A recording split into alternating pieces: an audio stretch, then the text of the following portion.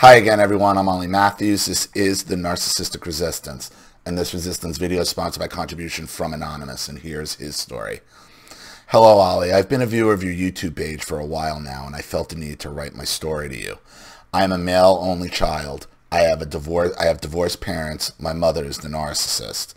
She's in her 60s, baby boomer. She is the so you're the child of divorced baby boomers.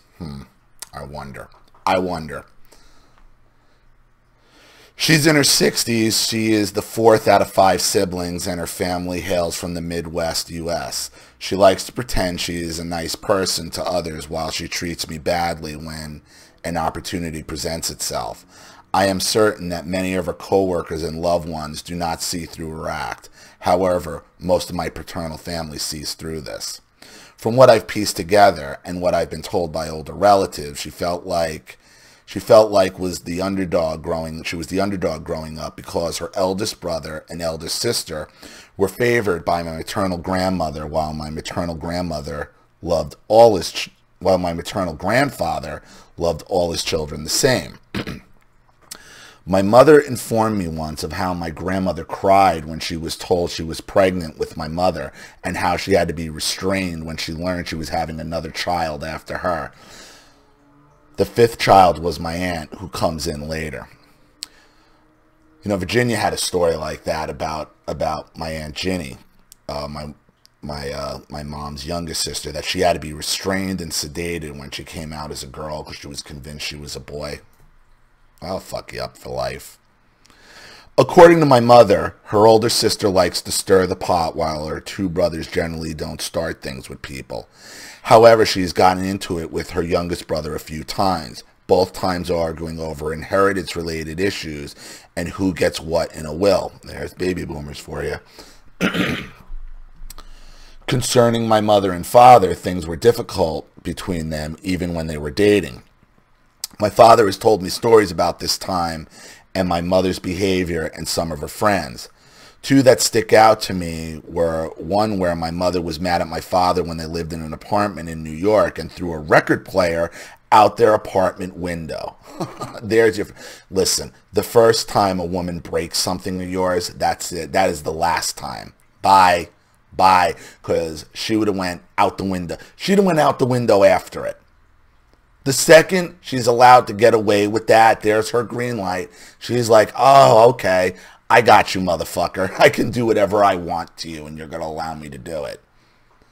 She did not hit anyone. The other story comes from when my father went with her to a house somewhere in Ohio to spend some time with her friends.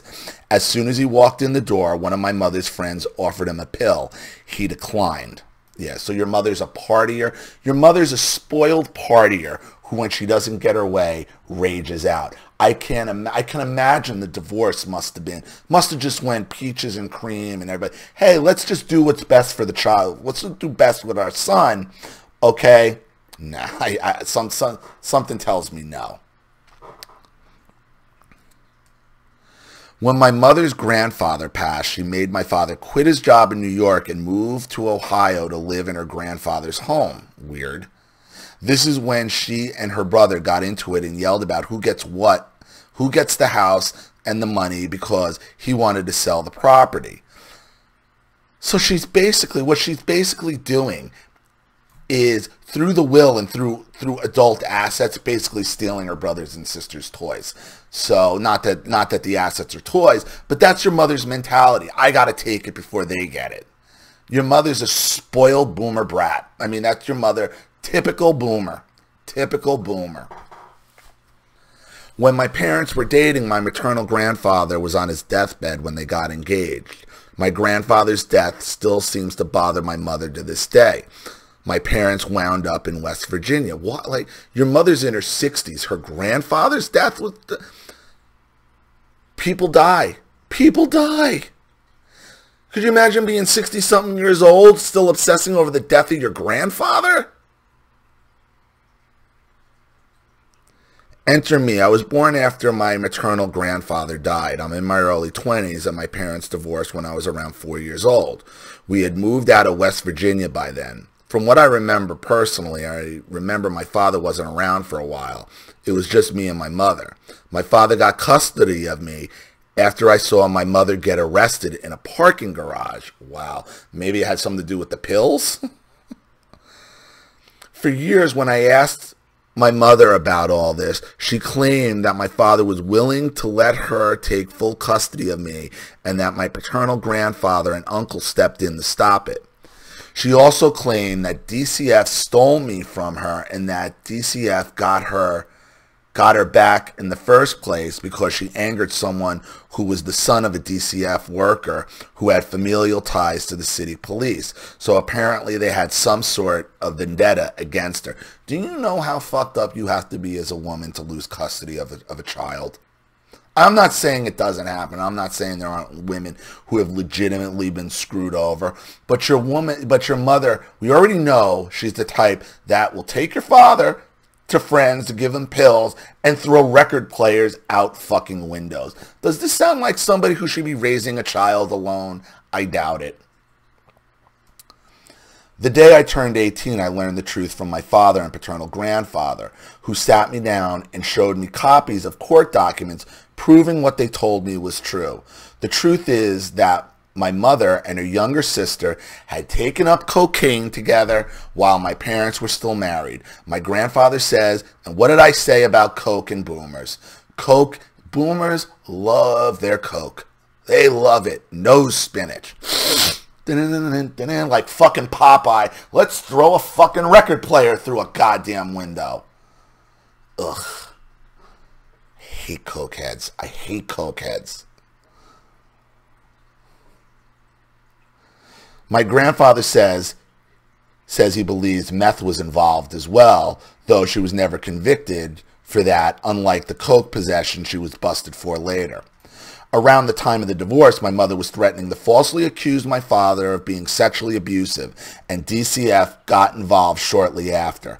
My father was kicked out of our house by a policeman, and the custody battle started. Both of my parents were required to take drug tests. My father took the test and passed. My mother never bothered to show up. DCF gave custody to my father. My mother came to their office. I was with her. She was informed she would not be getting custody, and she lost it. She did not listen to DCF and tried to run off with me. The police were called, and she was chased down to a parking garage near the office. We were both in her car, and I apparently didn't even have a seatbelt on. A DCF agent stepped in front of the car to attempt to get her to stop, but she tried to run him over instead. He was bumped, and she was later charged with battery. My mother hid me in the parking garage for a while from the police, and she called my father in a panic and told him where we were. My father told the police where we were, and my mother was arrested that day. I was taken to live with my father. She was charged with cocaine possession and battery and spent 60 days in jail. My mother was behind bars during my first day of kindergarten. To this day, my mother insists her version of the story is the God's honest truth and I was stolen from her. She demonizes my paternal family frequently. As of the time of me writing, she doesn't know I know the truth, and I suspect she wants to keep things this way forever. It was ruled that I would see my mother on the weekends, which we did for years. You know, she's lucky she didn't have supervised visitation. So she still got visitation. Unsupervised? Cokehead tries to run off with you and then run over a government agent? Not that I'm a fan of DCF, but still, and she still got visitation, huh? During this time, my mother began to feed me these lies about my father and paternal grandfather being these awful, evil people. This led to me attacking them, particularly my grandfather at home. She also brainwashed me into thinking that I should want to live with her instead of my father. All of this led to me as a boy and as young as 8 getting into frequent shouting matches with my grandfather. I still trusted my mother at this age, so I always told her about these events over the phone. This led to the beginning stages of an anger problem that was made worse by my mother's later verbal and psychological abuse. This abuse only really started when I turned 12. And every July since I got that old, we started going up north to Ohio to visit her family for the month as part of the court agreement. Wow, I wish I could have had that with my daughter. You know, maybe if I threw a record player through a fucking window, ran over a government agent and snorted coke up my nose, I could have had it. Maybe. More alienation. Even if the narcissist doesn't have custody, she could still alienate you. This continued until I was 18. During these summers, the bulk of the abuse took place, with a few outliers peppered through the years where abuse-related events took place outside of July. My first summer there, we slept in the same bed. At the time, I didn't see any problem with it, but now I see obvious problems as an adult. I can remember that the first time my mother screamed at me, I shrugged it off, thinking she was just having a bad day. However, as time progressed throughout the month, I began to get more aggravated. In the first 2 years, my anger problems got worse, and I began regarding my mother yelling at me as a daily thing because it seemed like every day. She would get mad over insignificant things and get in my face and scream at me to the point of me being in tears. My maternal grandmother and aunt did this, the same one she did coke with, did nothing to stop her. When I was younger, she loved to use me as show and tell item to show off to her friends while she berated and put me down behind closed doors. I got tired of it really fast and shouted back, which made the situation worse. When I was 12, I still took baths before I moved up to showers. During this time, when at my grandmother's house for July, I requested my mother come into the bathroom with me to watch me bathe. That's weird. I don't remember why I did this, but she came in anyway and watched me bathe myself instead of stopping me and explaining why it was inappropriate. Yeah, because she turned you into a son husband. She would direct me to wash on various places on my body, including, as she put it, where you pee. This is what Charlene's mother did to her as well. It's sick, and it's sexual abuse. It's sexual abuse. This is one of Charlene's most horrifying memories from childhood, of what her mother used to do to her. Stand over and make her watch herself, make her wash herself while she watched. What grosses me out about this in particular, that I was going through puberty and growing pubic hair at the time. Despite this happening, I was never molested or otherwise sexually abused by her. That in and of itself is sexual abuse.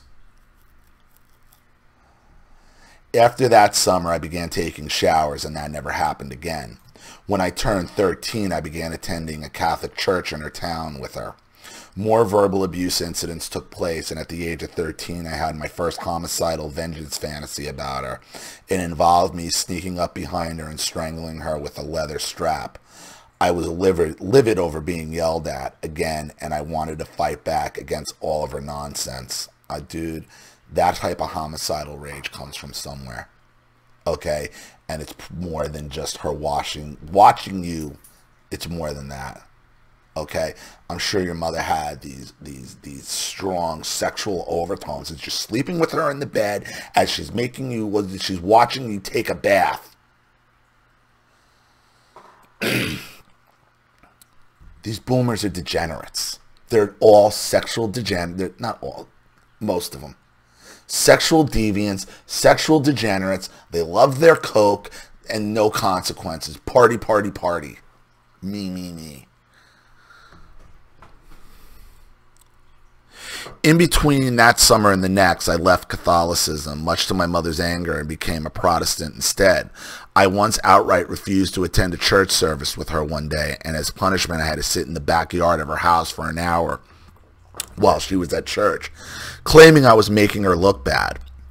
When I asked her about what I would need to do if I had to use the bathroom, her response was as follows: tough. Much to my luck, I didn't have to go to the bathroom and only left with that minor sunburn on my arm.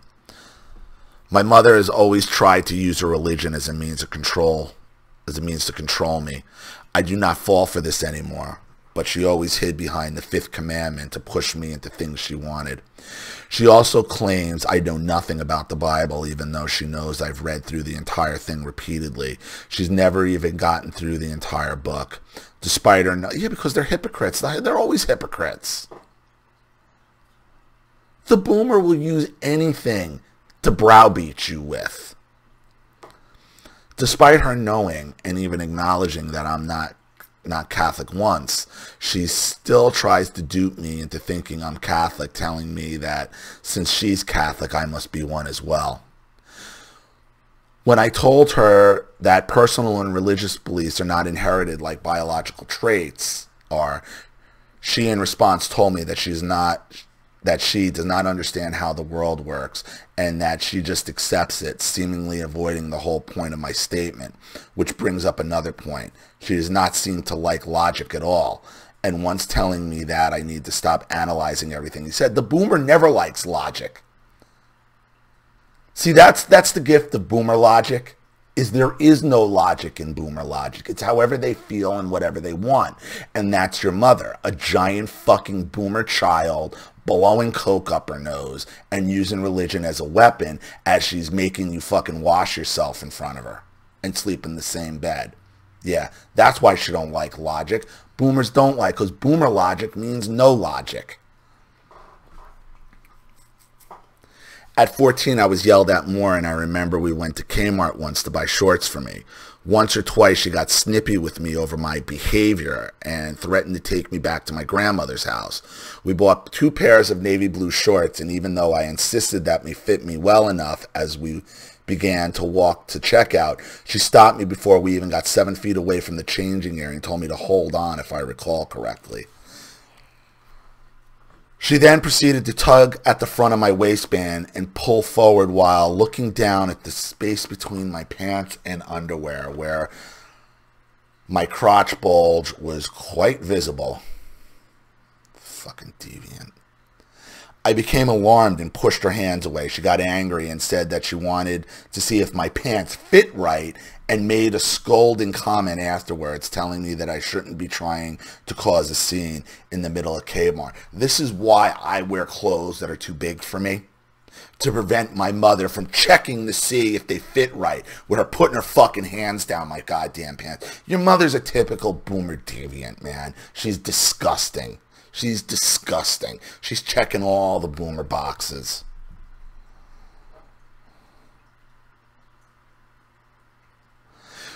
When we got to the checkout that day, I didn't want to make my mother angry, so I walked behind the checkout lines and waited for her across from it, standing still and being completely silent. She saw this and accused me of trying to be funny. As we left Kmart, she told me that she didn't want me to do that, either instead of pacing like I usually did while waiting while standing up. Through the years, her favorite go-to response for me calling her out was, "I'm your mother," and she claims that her stomach's starting to hurt whenever someone, not just me, confronts her about something. As I got older, I started to hate being touched more, and to this day, when someone hugs or kisses me, I feel violated and want to scratch my face off. However, I have warmed up to some hugs. My mother has said that she thinks something is wrong with me because I don't like to be touched or receive any affection outside of handshakes or pats on the back. Yeah, me either. Don't touch me. Don't touch me.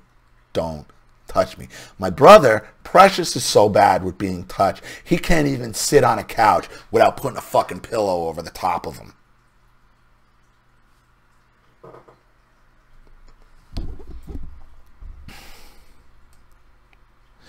My mother would sometimes even call my father during these July visits and read him the riot act about how bad I was supposedly being while I screamed and cried in the background. When I was 15, that was the worst year for the July visits. In the months before this, my mother had broken her arm and used this and the medication she was supposedly taking as an excuse for her behavior. Oh, painkillers? Probably painkillers, oxys, perks, whatever, Vikes, whatever she was on. Your mother's a typical fucking boomer junkie, man. During the previous school year, I had received a poor grade on my final report card of the year that was still passing but not favorable. I did not tell my mother, and she learned through my father, who told her via email. We were at a library in town and driving back to the house from there. She was quiet before speaking to me in a quiet, docile manner about this before exploding into a series of insults towards me, my paternal family, and my friends. She cussed me out, and my friends as she cursed me out. I was quick to defend myself and shout back, and we spent the rest of the car ride back to the house screaming at the tops of our lungs at each other. This is like driving in the car with my mother.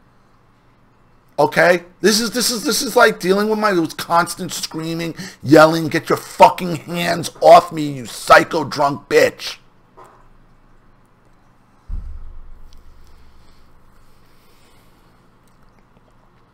When we got back to the house, she left the car telling me that I was only mad because she found out, when in reality my anger problems had kicked in again at the time.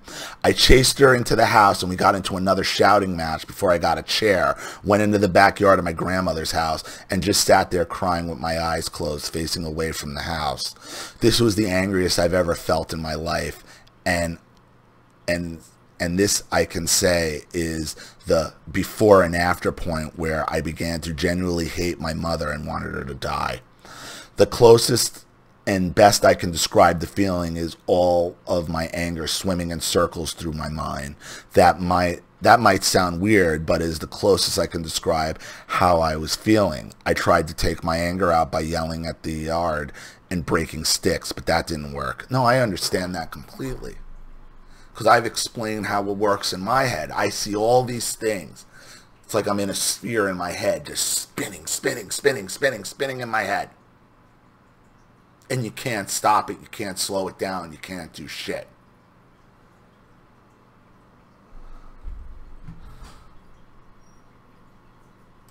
I wound up milling around the yard for a while before going back inside and avoiding her for the rest of the day. At one point, I even seriously considered taking a brick to my grandmother, a brick my grandmother kept on the side of her house, and smashing my mother's driver's side car window in. However, I refrained from doing this. My mother has always used academics to demean me. Sometime before all this, she once called me as I was getting ready to go to bed to yell about some school-related issue. When I tried to explain to her what something meant, she broke in saying, "I'm smarter than you. I know what it means." This is dealing with my mother. For the next couple days after the screaming match in the car and house, my mother would scream at me over trivial matters. One was about a library card, of all things, and the other was when she found a bunch of hair I twisted and subsequently pulled out of my head nearby my bed at my grandmother's house. I had been subconsciously twisting my hair and pulling it out of my head since I was a little boy, and I now shave my head down to wear hats to prevent myself from doing this. I know a lot of people that have that issue where they pull the hair out of their head, and it is always related to their mother. Always. I made a woman cry. I made a female trainer cry at my gym, okay, because she found out what I did about my YouTube channel, and she came to talk to me about her daughter who's pulling her hair out, been constantly pulling her hair out of her head. And I had just looked at her and told her, I said, "Your daughter's pulling her hair out of her head because of you. You do realize that, right?" "What do you mean?" I'm like, "You are a 60-something-year-old woman. Okay, you're in great shape. You got bleach blonde hair down to your ass. You're jumping around. You jump all over every guy that comes through the fucking door, and your daughter's pulling her hair out of her head. Why do you think that is? You think it's a coincidence you prance around here the way you do, looking the way you do, rubbing up on all of your men with your long bleach blonde hair, and the first thing your daughter does is rip her hair out? Woo! You're right. Yeah, I know I'm right. I know I'm right." It's always a reaction to the mother when you're pulling your hair out like that. Always. As this summer continued, my homicidal vengeance fantasies got worse, and I was actually planning out how to get rid of her as a result of this. Most of the family fantasies involved electrocution, setting her on fire, and bludgeoning her with heavy objects. Yeah, dude, that's bad. Like, I understand it, but that's bad. Around this time, I began to feel suicidal as well as my mental health continued to take a turn for the worse. Later on, during that summer, my mother bullied me into going to a Catholic youth group for a few days. Being Protestant, I resisted this immediately, and in hindsight, I should have put my foot down. But then I was so emotionally and psychologically beaten down that I caved in. While yelling at me about going, she threatened to make my life miserable if I didn't go. The threats of the boomer. Just, your mother is just one threat after another. That's this threat after threat after threat after threat. One threat after the next with these people. My grandmother was in the adjacent room, and she was laughing about the whole thing, claiming that she would have been punished by her own parents if she talked to them like that. I felt violated, being forced to go to a Catholic thing as a Protestant.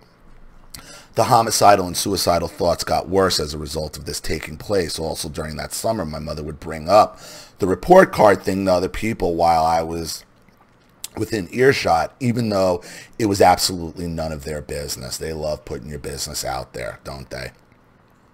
Something similar happened a number of years ago when I quit martial arts, something she refused to let die for a while. One thing she tends to do that she picked up on is make this clicking, popping noises with her mouth as she's talking when I'm in the car with her. She didn't do this much before I pointed it out, but like an obnoxious toddler, she started doing it more to annoy me whenever we were in a situation where it could happen. In between these summers, my mother once came to my house when I was home alone and claimed she wanted to see me because I was in the neighborhood, even though she lives an hour away. We wound up going to a restaurant in town before I went back home. It was around this time that I learned what narcissism was and began to research it. This year, I opened up to my father about all this, and he and my grandfather backed me up and began to tell me things about her that happened before I was born, which was covered earlier in the email. I did not learn about the drug battery conviction until later. They both began to support me more as I opened up about this. So she's trashing him the entire time, and they don't even tell you that she was a co-woke. I mean,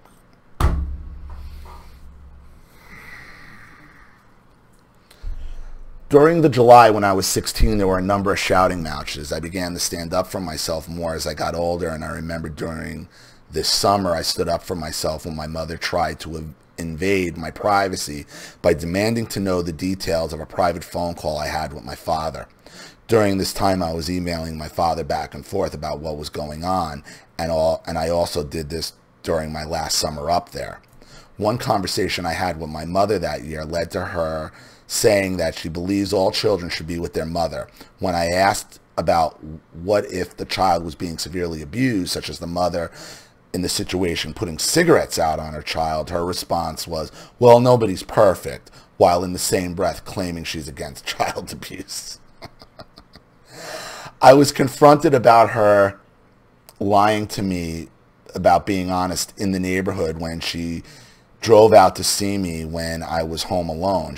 She actually admitted she lied to me. When I asked her about being honest, she said that she couldn't guarantee that she will be honest with me. Later that year, my mother tried to get me a rosary for my birthday. I refused to accept the gift, and that triggered another screaming match in her car. She claimed that I needed to show people that I am Christian by wearing the thing, and told her this is not the case. Know them by their fruits and all that. I did not accept the gift in the end.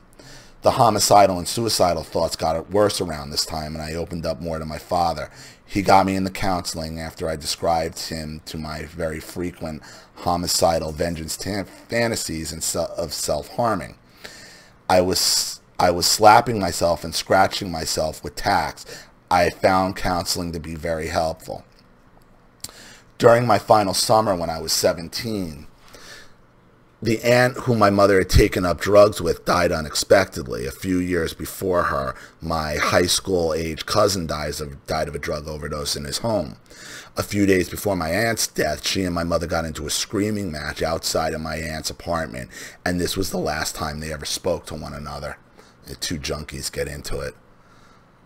My late aunt had a daughter who she abused herself when she was young.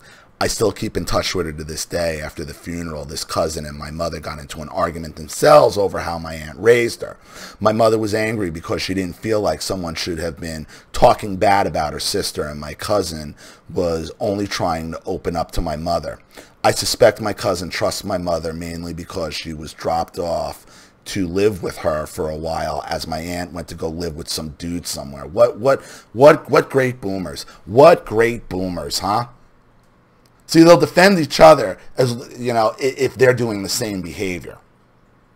That's what that's about.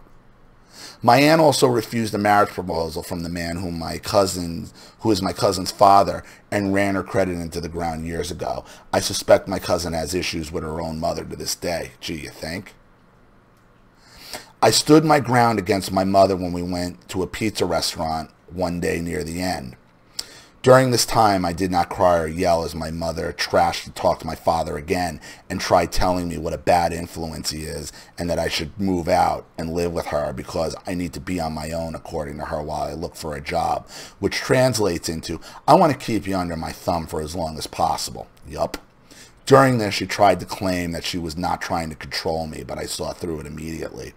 Despite my mother's screaming and crocodile tears and blubbering, I pushed back against her, and I rarely see her in person now and only talk to her on the phone once or twice a week, as opposed to every day, though I want to limit this even more going into the future. She does not scare me as much as she used to, and this is because I now realize she will never follow through with any of the threats she makes. My maternal grandmother passed away last year. A month ago, my mother and I went to a taco restaurant in my town for my birthday. Before we left, I had shaved my head down like I normally do, but she got snippy about my hair looking uneven in places and even offered to cut it herself. I told her no repeatedly, but she would not shut up about it. Driving over to the restaurant, she kept doing it, so I raised my voice to let her know I was done talking about it, and she pretended to be sad and about being told to knock it off for the rest of the ride. In the past, my mother has told me that she worries about me because I am generally an introverted loner, though she knows I have friends. Currently, I don't have friends I regularly talk to, but every now and then interact with them through social media services, though I have rarely seen one of them in the flesh in a long time. My mother has also implied that she wants me to get married and have a family when I'm older. Do not let her near your family. You need to just get her out, man. As far as relationships are concerned, I realized at 14 the type of thing wasn't working for me, and I really had no interest in dating or sexual stuff, and have always stayed as far away from it as possible. For a while, I didn't even know my sexuality because my lack of interest in anyone. I suspect I'm heterosexual because the only person I've liked is a girl, and I liked her for 3 years. I suspect that she is bitter and angry over the fact that she didn't get exactly what she wanted. Isn't every baby boomer? Isn't every baby boomer? A mindless drone who does whatever she wants and believes exactly as she does. Here's where I am at today. As a result of my mother's abuse, I still have, to this day, anger problems and thoughts of violent vengeance fantasies towards my mother and suicidal thoughts, though it's not as common as before. Dude, so do I. You think I don't have violent vengeance fantasies? We all do against our abusers. That's normal. For what you've gone through with a boomer like this, that's natural. Okay, you've been over-sexualized, hyper-sexualized, pulled your hair out. Your body's not your own. Your privates aren't your own. She's putting your hands on you in fucking public. Ugh. Yeah, that's natural. You don't act on it, though. I do not self-harm anymore. I have sworn off ever going somewhere with her for an extended period of time ever again. I hope to go no contact in the future. The sooner, the better. My anger problems are still bad, and I'm learning new coping mechanisms that seem to be helping so far. However, I often find myself yelling, breaking out into full ranting sentences at nothing. Oftentimes at night, I get very bad anger flare-ups, and I often throw things around my bedroom. There are times where I've punched the walls and doors around my house, feeling very angry. Join the club. Join the club. That's natural, man, because you haven't gotten any justice. You haven't gotten any. She hasn't paid one fucking price for anything other than getting arrested and going to jail for coke. She hasn't paid one price. And you know why she hasn't? Because you're still dealing with her. You need to cut her off. When you cut, you're still going to be angry and you're still going to have the fits, but they're going to get a lot less because you can at least control your environment. Trust me on this. I've been diagnosed with schizoaffective disorder, depressive type. I'm taking an antipsychotic, and I've been prescribed to treat this condition, and it is also used for anger control as well. I don't want to feel angry or suicidal anymore. I'm currently seeking a mental health professional, and I hope it helps me. Look, I'm just telling you from my perspective what helped me. And I've brought this up many, many times, okay? Now, I don't know what point you're at, and I will maybe talk to your doctors about it, but that spinning in your head where everything's going and you can't grab it and you can't see it that you talked about earlier, that I have the same thing. The only thing that slowed it down to where I was able to was cannabis. And I'm not saying go out and grab it. That's not what I'm saying. I'm saying look into it. It may be, because once I did it, and I didn't start until I was 35 years old, everything slowed down. And I could see it for what it was. And I could start picking things out. And like, okay, let me look at this. Let me look at that. That's what helped me. I'm not saying run out and go start smoking fucking a ton of weed. That's not what I'm telling you to do. I'm telling you to look at the psychological benefits, talk to some people, talk to your doctors, and see maybe if it'll help you. It might.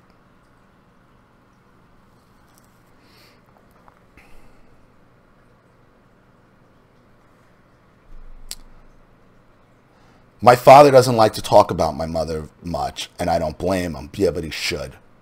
Okay, and your father shouldn't have left you in the dark for as long as he did. I understand why he did it, because he's trying to be better than her and not be a fucking trash-talking monkey. But it might have cleared things up for you. But you had so much anger and so much confusion from her in the first place. Boomer logic.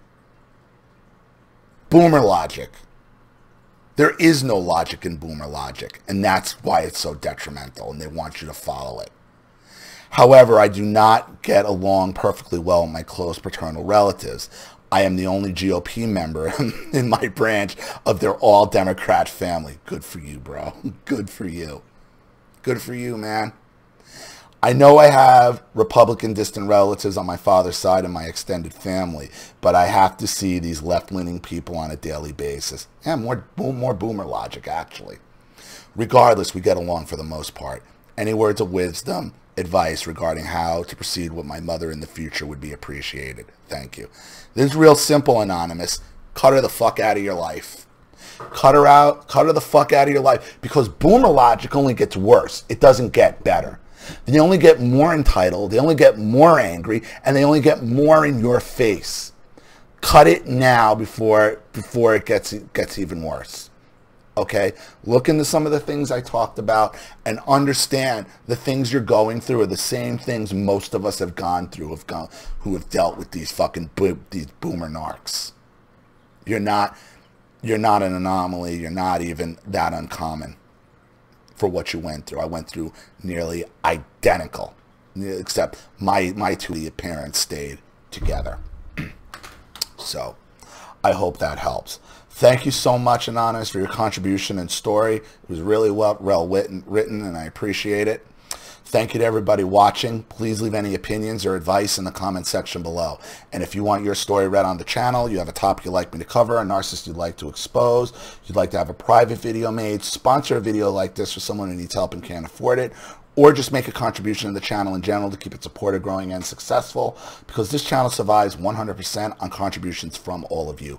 Without you guys, all this goes away. So if you like what you see here and you want to see more videos like this, you know what to do with the PayPal and email links in the description box. Also, please like and share this video wherever you can. Subscribe to my channel if you haven't, and be sure to click the subscription bell to be notified of all my video uploads. I'm Ollie Matthews. This has been The Narcissistic Resistance. Take care.